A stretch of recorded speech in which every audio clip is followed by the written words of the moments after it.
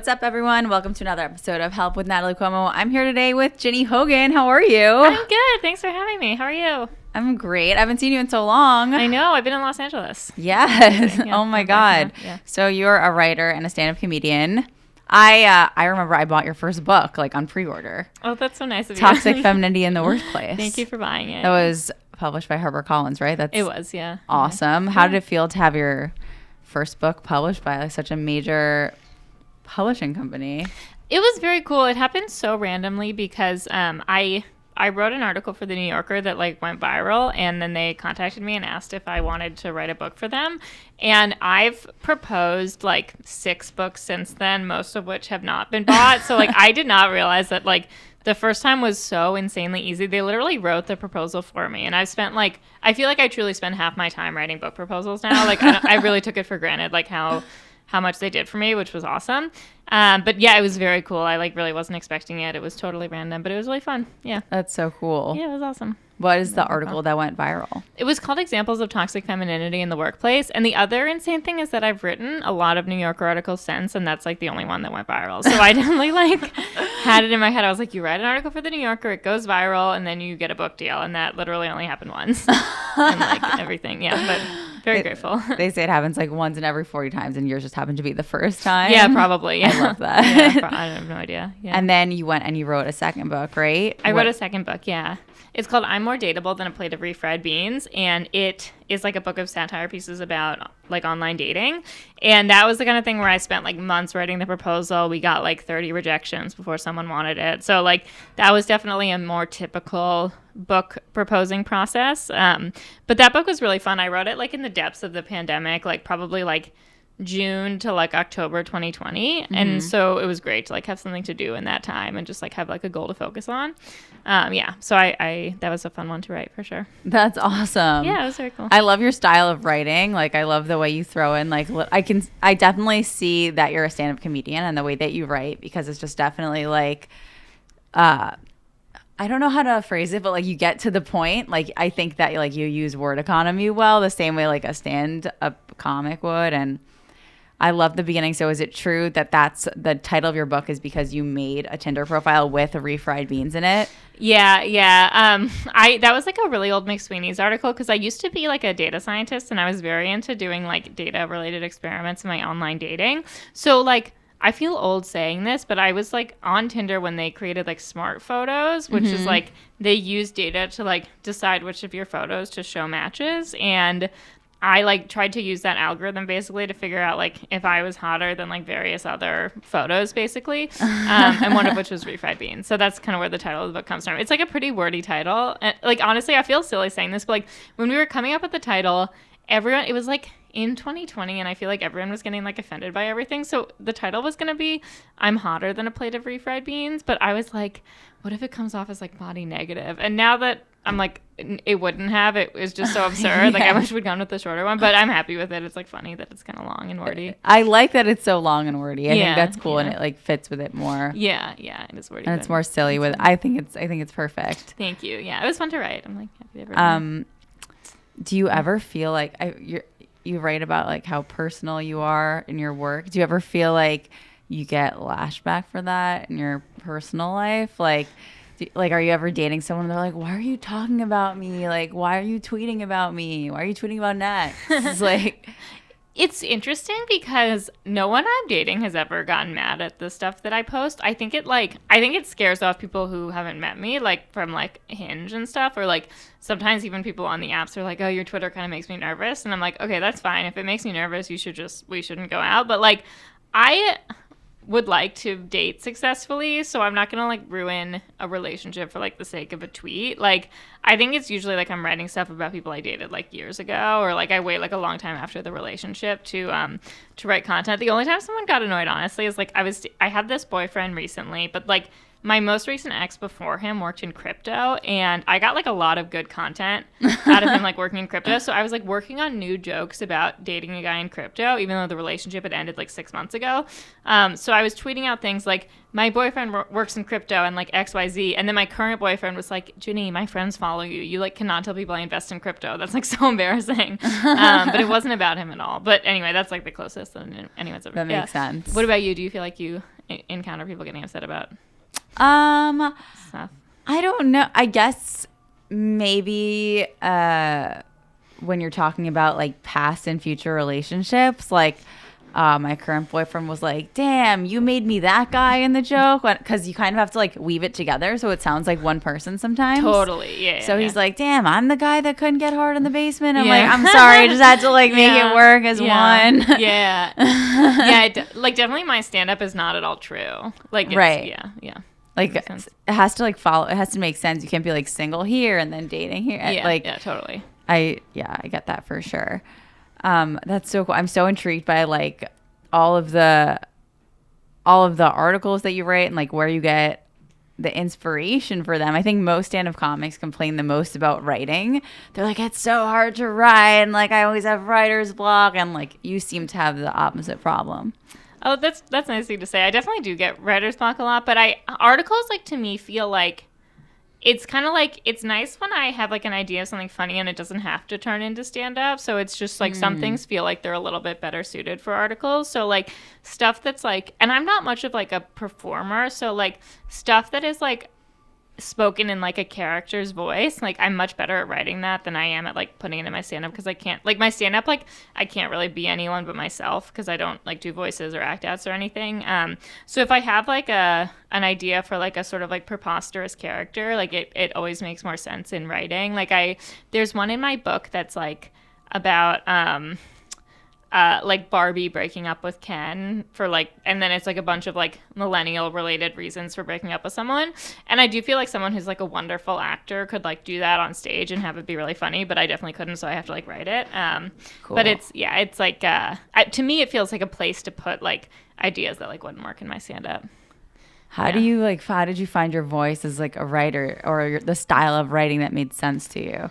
Yeah, I think I started doing stand-up in San Francisco probably like 6 years ago, and I like had a job at the time, and stand-up was the only thing I was doing, and then I quit my job, and I was just kind of like submitting things like anywhere I could. Like I tried to get on like a UCB house team. Like I feel like I submitted a bunch of late night packets, and I submitted to a lot of these like satire websites, and that was like the first place I got any traction. So then that's like what I started doing a lot, and I think that when I was doing that was kind of when I really found my voice. But I started a comedy website with Mary Sella actually years ago called Little Old Lady Comedy, that's still going, and that was just like, we wrote like a new satire piece every day, and that was like very fun because it was like totally just like working the muscle really hard. Like I had to write like one article a day. Like it felt like I kind of like figured out how to like hone in on the joke really quickly. How'd you hold yourself accountable to writing one piece a day when it was just you and your friend?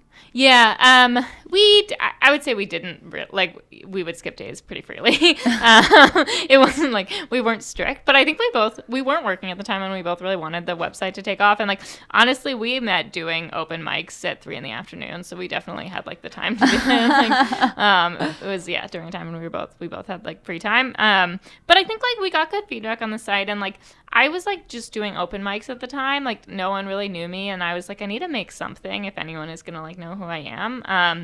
And I still have that urge for sure. Like I still like, I think like, I don't know if you feel this way, but it feels like maybe like 10 years ago and earlier you wanted to like get noticed by the industry, and like now I'm kind of like, no, everyone who like finds success, it's because they like go out and make their own thing. So it's like a lot of like, I have to think about like what would be like a good use of my time to like make a thing that's going to like get attention basically, or like get new fans and that kind of thing. Definitely. I 100% believe in carving your own path. Yeah, totally. I feel like the industry like gives you attention once you don't need it anymore, or once you've already developed something, unless they just like decide in the beginning that you're like worth their attention. Yeah. But I definitely feel that pandering to them is not my path. Yeah, me neither. And I tried to in the beginning, and this was just kind of what I found, like writing my own stuff like worked for me.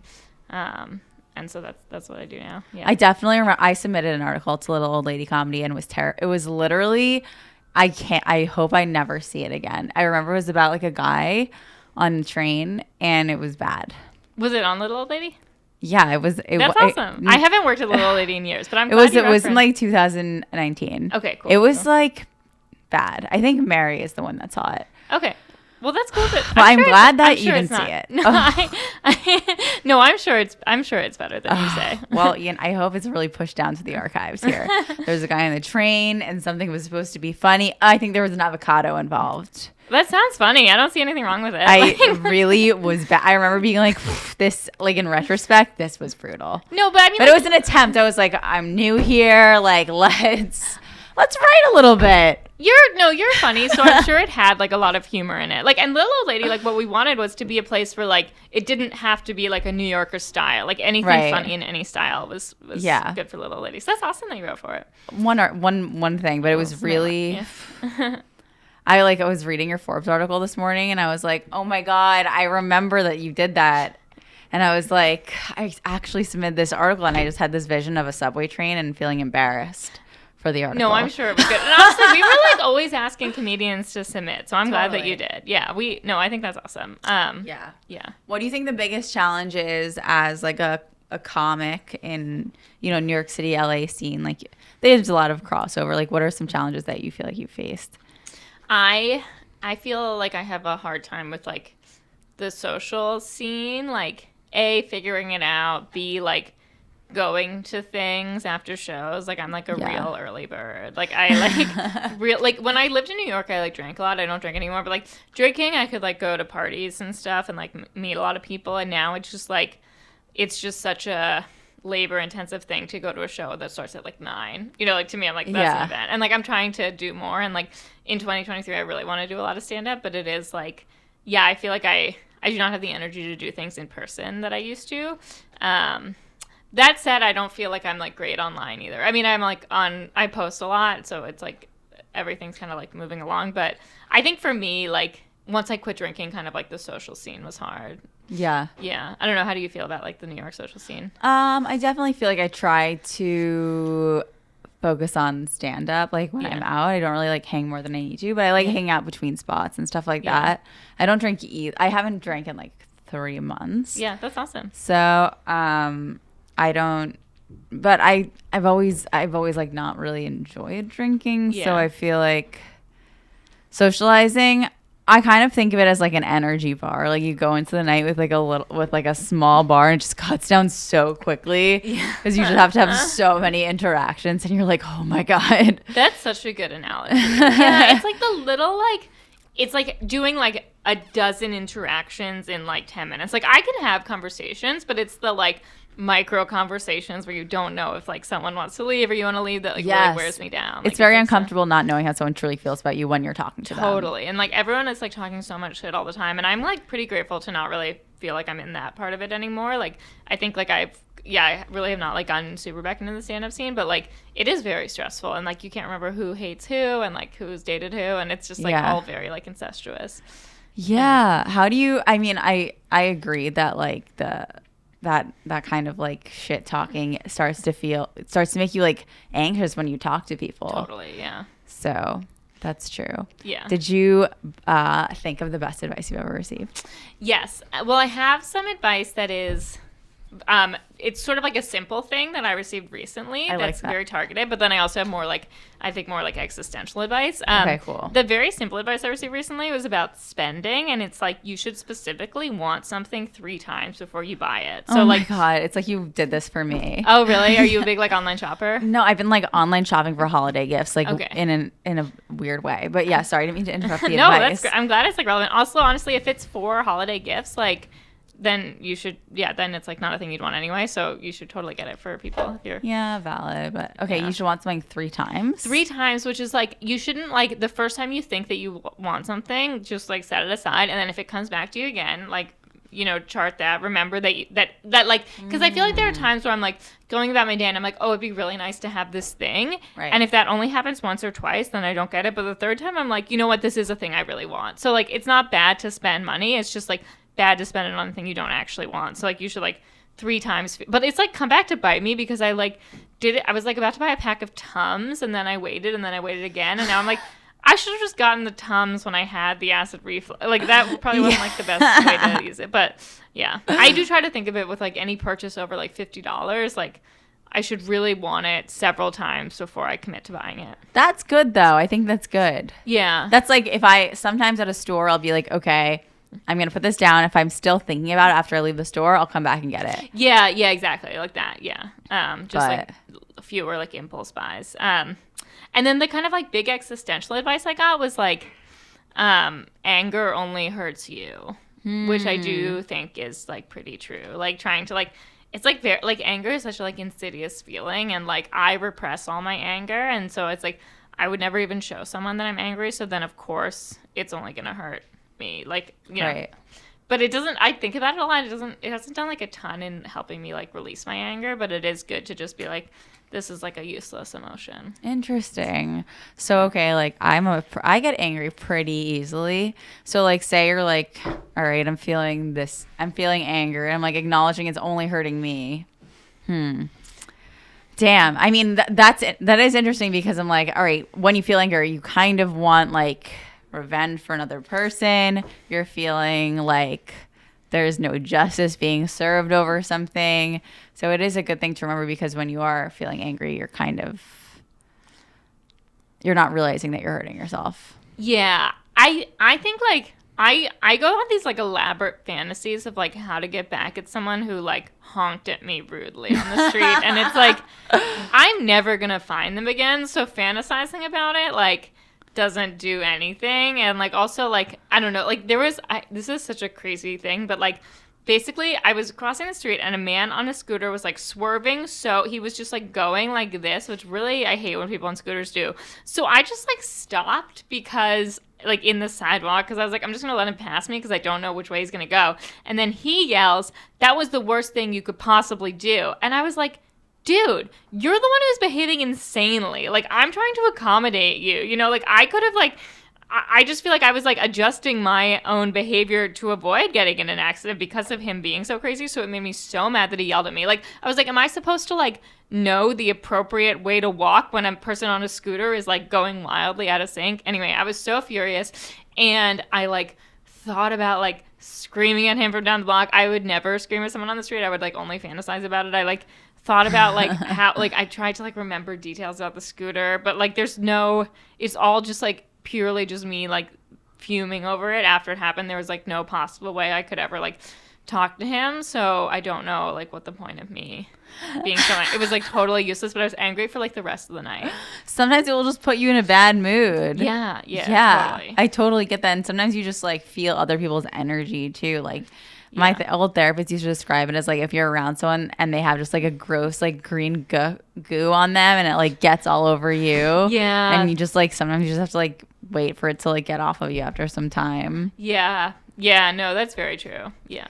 But yeah, it's weird because yesterday I was driving. I was annoyed about a scooter in the street. So they really don't know where to go. Sidewalk, street. Yeah. There's no right place. There's no, and they're like. And how did he know you were contemplating what to do? He was like, that was not the right decision. You're like, how'd you know I was wondering what decision to make? Yeah, and you were creating a situation. Exactly. I was like, also like, you should not be taking up. He was taking up the entire street by like going back and like he was like going from like the far left to the far right. Like, which like I don't understand why he was doing that. Maybe it's like the momentum that he needs for a scooter, but it was so disruptive. And I was like, I'm just a pedestrian walking when the sign says walk. Like, I'm following all the rules. Okay, yes. Like, you can't yell at me. Like, I'm so mad. I love that you start. This is random, but you said existential, so I love that you start your second book with like, is the myth of Sisyphus about Tinder or Hinge? Like, that's so funny. Just swiping. Yeah, no, the swiping is intense. Yeah, like swiping is. I don't know. Have you done a lot of online dating? I think I used to earlier, and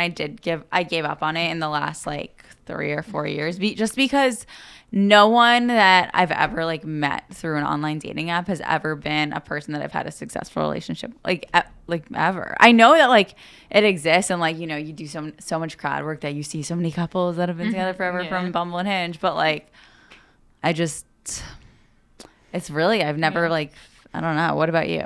I have done a lot. That's also such a fantastic like stand-up comedian. I know. Like I know they're out there. I'm proud of them. Yeah. No, I'm the same way. I'm like, okay, those people in the front row were on Hinge. Oh my gosh, I had the craziest. I did a show like 2 weeks ago, and the couple in the front row, the man like corrected me about something I'd said about crypto. It was like so insane. Like I've never been corrected while on stage, and he like said that I'd like said that two companies were separate when they were like the same company, and he was like with his like girlfriend who he'd met on Hinge, and I'd like talked to them earlier in the set, and she was like so mortified, and I was like, okay, I hope they broke up after that. He was horrible. Yeah. But that was anyway. That is embarrassing for her. So embarrassing for her. Yeah. Like who had a worse night, you or her? I don't know. Yeah, truly. I have done a lot, but I feel like I've taken the last few years off just because I'd like happened to meet people I think like I just had happened to meet people in person or on Twitter, or like I kind of would get lucky with like the first person I meet on Hinge I'd like date for a few months. So right now, actually, I think I'm in my like first like big spell of doing like a ton of online dating in like several years, and it's like pretty fun. Like I honestly think it's like now that I'm doing it, I'm like, okay, if I'm gonna do it at all, I need to be setting up like just 5 dates at a time, like to like decrease the stakes. Here's some questions that I have. Number one, do you vet these people? So my problem, I think, when I'm in a relationship now, like love my boyfriend, he's great.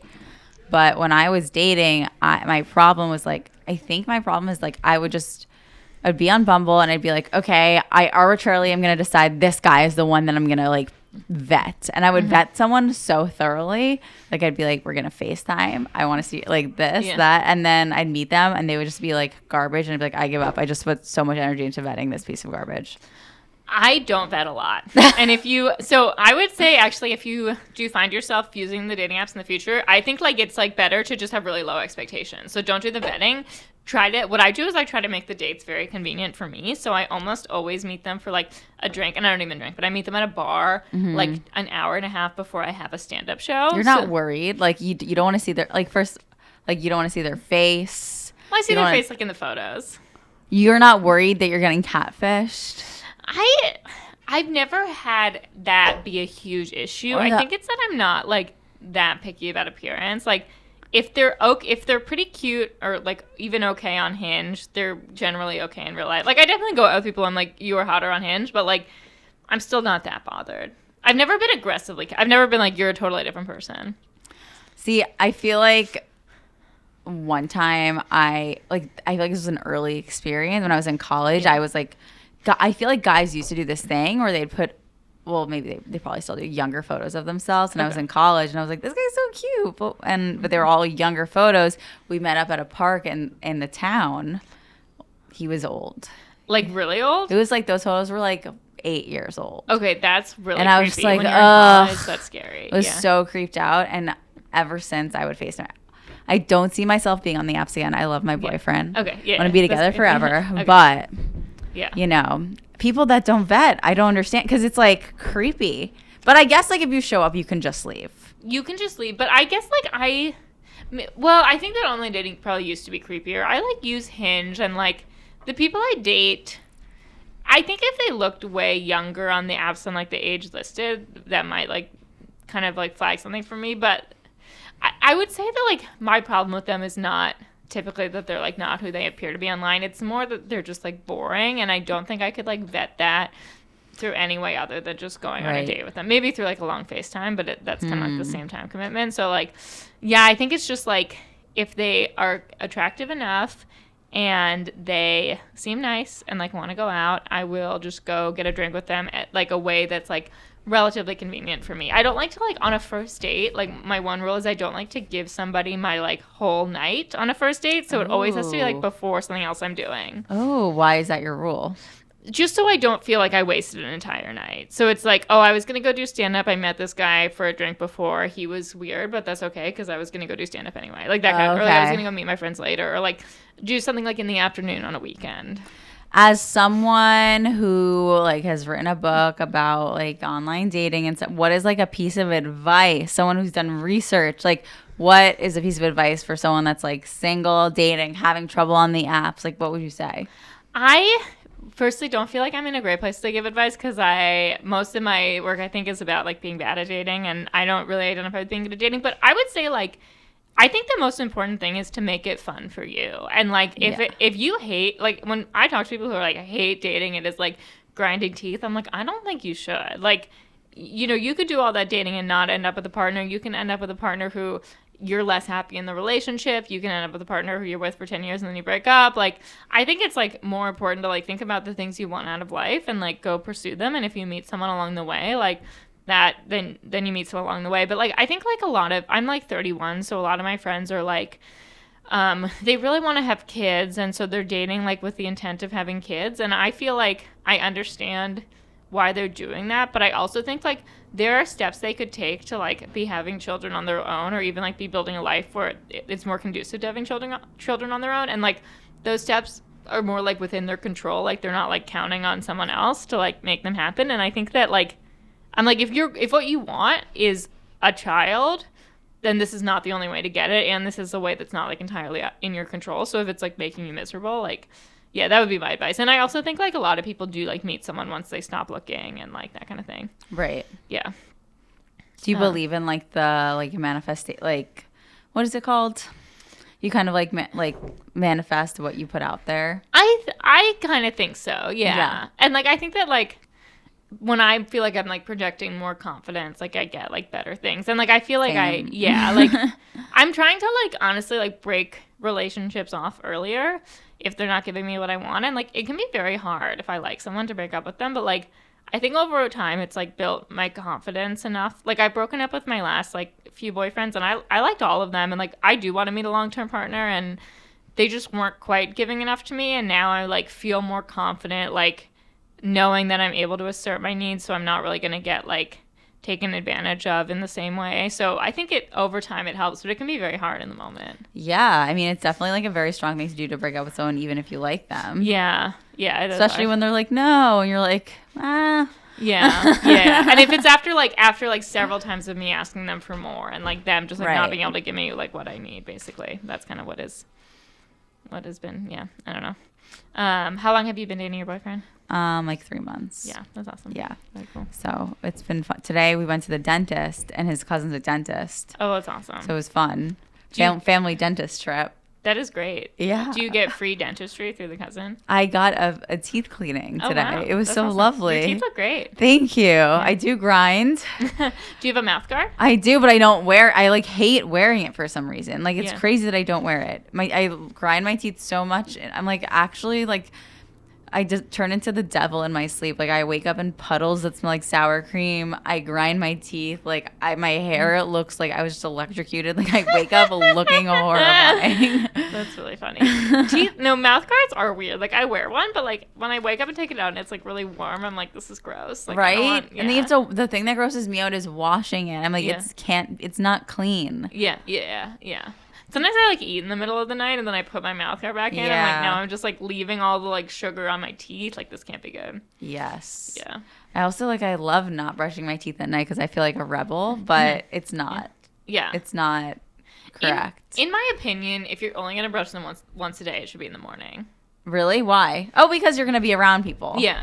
At night it's like just you. I guess if you are sleeping over at your boyfriend's, then it's like two of you. But. Yeah. I feel like at night is when it's marinating in your mouth. Yeah, that's true. That's when all the bacteria is going and they're hanging out. They're saying hi. Yeah. They're saying, let's create children. Yeah. Let's make it worse in here. Yeah. That's what I worry about Very for true. my teeth. Yeah. But I don't know. Yeah.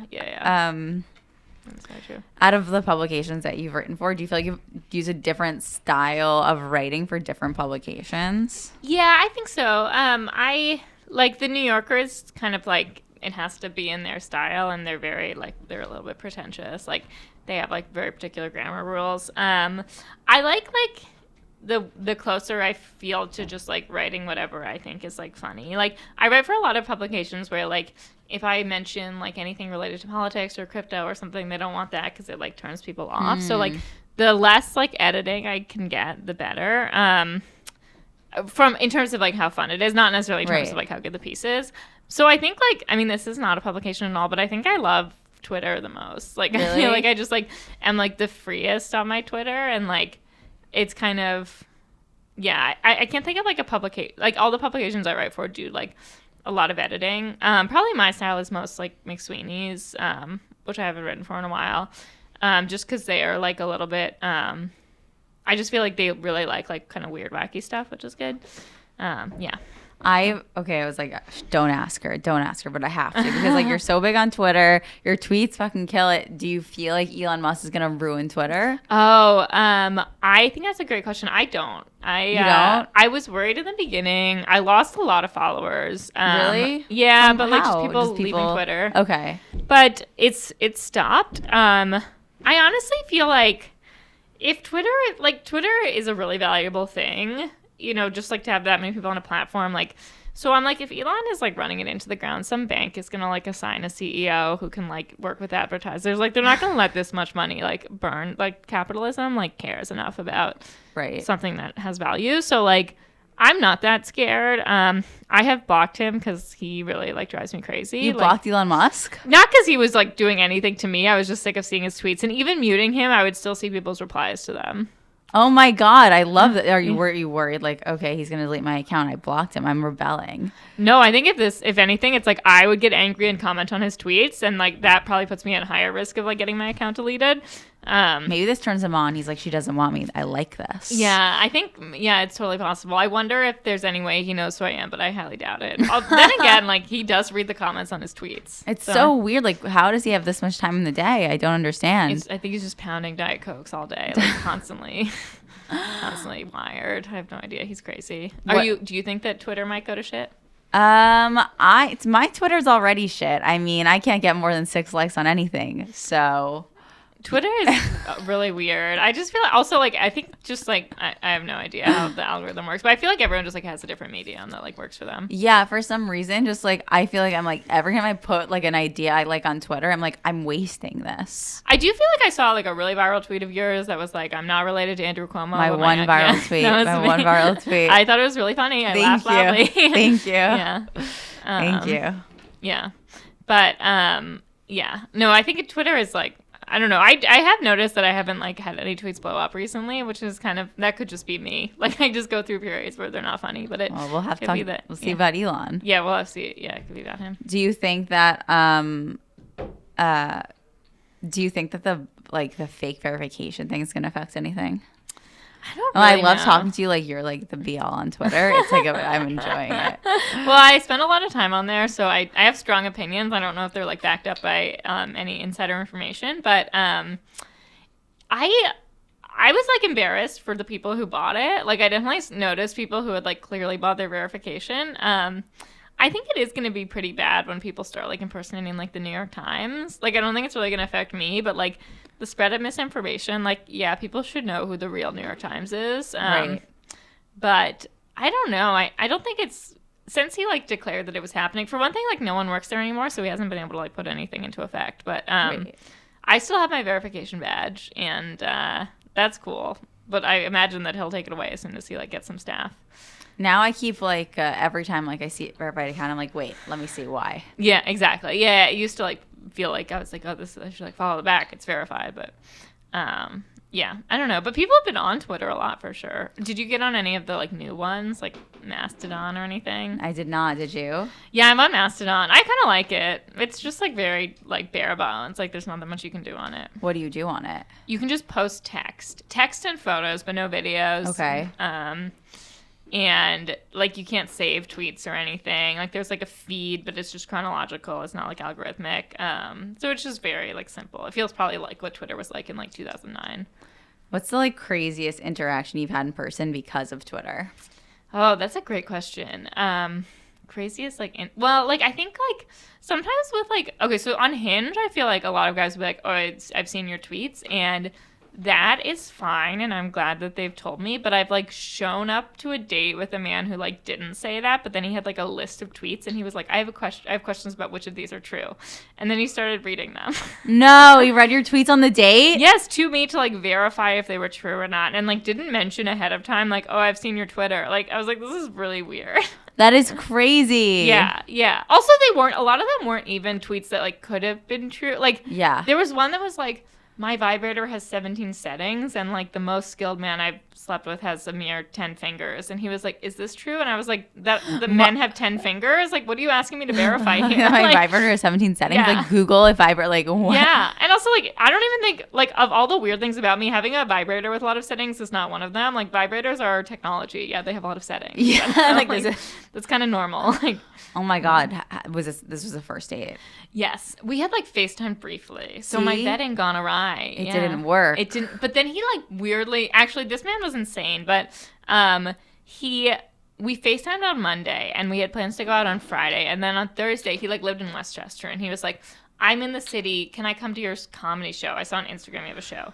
And I was like, Okay. "Yeah, I know." It was so, but I was like, just so you know, I'm gonna leave right after my set. You're welcome to come. It's a public event. And obviously, like I leave, and he wants us to like talk for like an hour or whatever. And so we like do An that. hour? Yeah, like he like Like we have all day. yeah, I know, it was like crazy. Like It's not daylight savings. no, and like it was like 10 o'clock at night. I was like, I'm tired, dude. Yeah. And then he was like, at the end of the date, I mean, this is just me like being like a pussy, but he was like, so I'll see you tomorrow. And I was like, no, I should have canceled. But it kind of like, he didn't give me enough time to like come up with a reason to cancel. So I just like went along with it. The date the second night in a row, our third date that week, including the FaceTime, like I started trying, we met up at like 6:30. He really got you. He really weaseled his way in for 3 in 1 week. Really did. And wow, this guy is a sneaky guy. He was so pushy. And like, also like at the end of the date, he was like, okay, so I'm thinking about what days we can go out next week. I'm actually not free like Tuesday. Are you free Sunday? And I was like, Sunday like in 2 days? I'm not going out with you again in 2 days. It was like the kind of thing where like, he had things I liked about him. Like if it had gone more slowly and he hadn't been so crazy about the Twitter, maybe I would have like continued dating him. But he was so pushy. He also like, this was recent. This was like a year ago. He said like, firstly, he said like, do you want to come back to my house and watch like this particular movie? And I said, no, I think it's too late. And then half an hour later, he was like, do you want to come back to my house and watch like half of this movie? And I was like, no, I think it's too late. He lives in Westchester. And then, oh my God, yeah. Yeah. And then half an hour later, he was like, I was just using the movie as like a front. Like, do you want to go back to my house and hook up? And I was like, no, I'm 30 years old. I understand that you were using it as a front. Like, I know what it means when a man invites me over to watch a movie. And I said no. And like, he was really pushy. This is when the dating apps are not fun. It was not fun. No, it was not fun at all. Yeah. Oh my God. Yeah. I feel like he's just completely socially unaware. So, just so pushy. And I was like, if you like someone you just met, like, slow it down a little, like give him some breathing room. Like he wasn't horrible. Like I would have like considered going out with me, but he was just like so aggressive. It's so interesting because like, you know, someone in that situation might feel super rejected and have no idea that if they had just not asked 2 more times, maybe you would have gone out with him again. Exactly. You liked him. It's just he was too pushy. And it's like, yeah, I don't feel violated if a guy invites me back to his apartment, like, and I say no, like that happens. It's like if he keeps asking, that's when it's like really messed up. Yeah. And oh wow. Yeah. All right. I think it's that time where we will pull a tarot card. Oh, I like nice. to. Yeah. Oh, it's an oracle card. So I've been. I watched that. Have you seen that show Wednesday? No, but I've heard it's good. I binge. My boyfriend Dan and I binge watched Wednesday in 1 day. That's awesome. And it wasn't a Wednesday. And so because of that, I was inspired by the Raven's Wand Oracle deck. Do you want to shuffle it? Yes. Is it, so the whole season's out right now? Yes. It's 8 episodes. It's so good. I just love her attitude. Okay. It's so fun. Basically, I'll take this book out. Sorry. I'll just see if that, we'll see if this like, you know, it's the vibe of the episode in it. Yeah. Cool. Okay. Should I pull one? Yes. Yeah. Okay. Can I just pull one from the middle? Yeah. Should I read it? Yes. Okay. Yeah. Needs before wants. Ooh, can I see? Yeah. Well, I like this little, like, I don't know, what is that, a possum? Wow. Oh my God. It is. It's a girl holding a possum with That's a little, kinda sweet. and like a little fox and all these animals. I am curious how the this picture means? ties. But I guess, like, the possum needs to be cuddled. She's taking care of the possum's needs before her own. Yeah. Wow. Okay. Let's see. I guess it's in alphabetical order. Is it? I wonder if this is really going to match into what we talked about. Yeah. I don't know. Oh, also, I don't know who these characters are. This is just a deck I purchased. Okay. I don't know who Annie Barton is. I guess that's her. Annie Barton. Yeah. Oop, okay. She's a doll. Yeah, she's a doll. Okay. Within her coven, Annie Barton is famed for her animal communication skills. Love that. Her success is rooted in knowing that every animal has a different need. As humans, we have to be mindful that there's a subtle yet profound difference between wants and needs. Wants are more indulgent than needs, which form our daily shelter, food, and safety.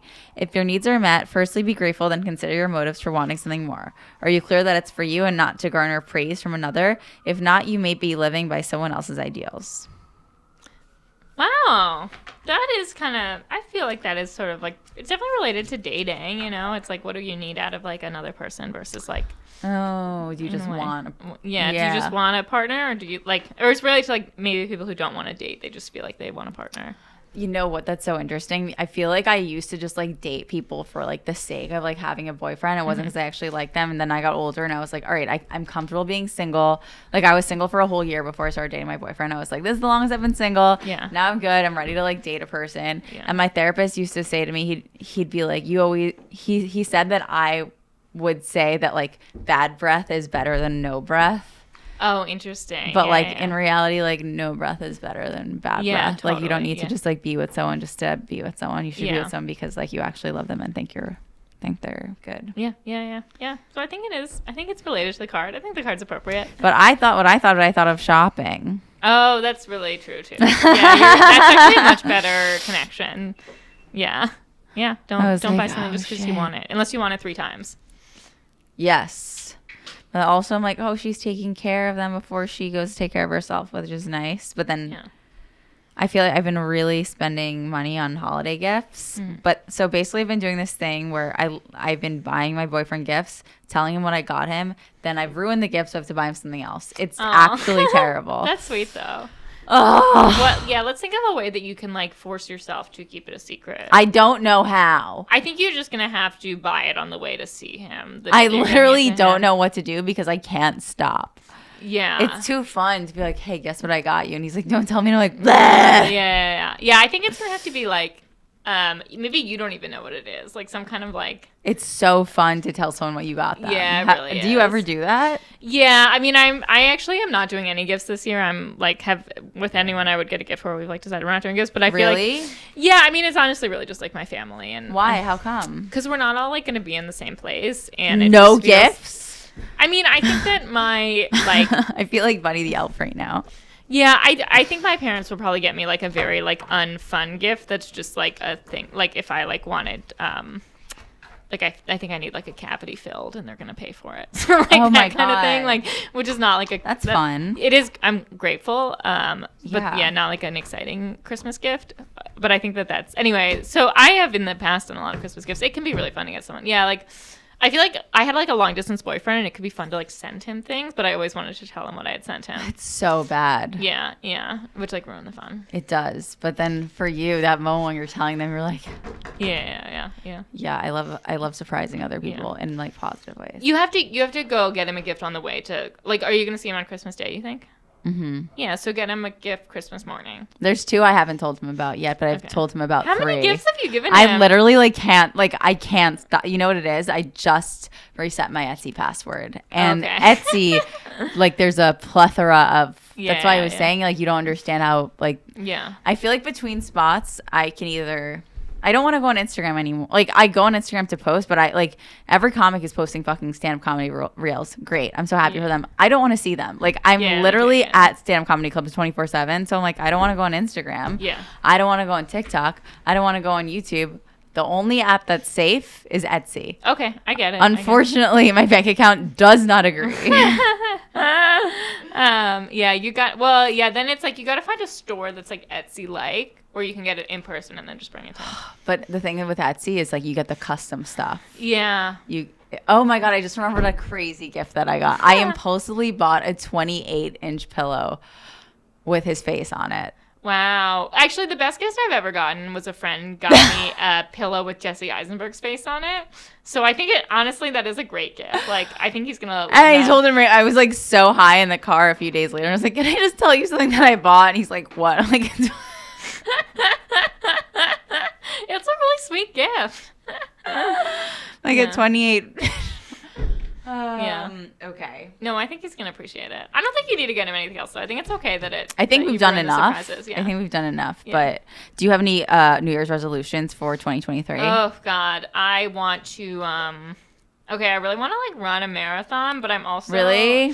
Yes, but I'm also trying to be like not hard on myself, you know, and be like, but I'll accept if that doesn't happen. But that is like a dream. Do you run?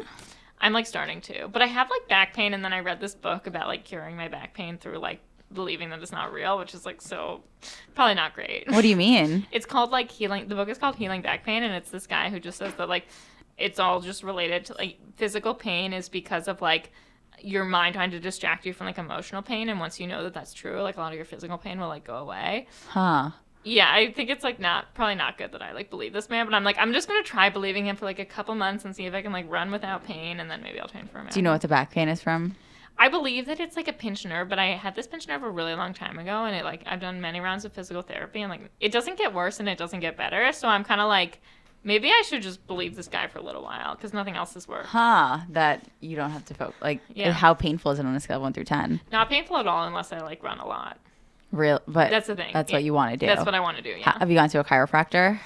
No, I've gone to like a lot of physical therapists. I should go to a chiropractor. I feel like a chiropractor could like, Yeah, kind of like click everything into place. or like see what's. That's so cool. I just started running and like in the last few weeks.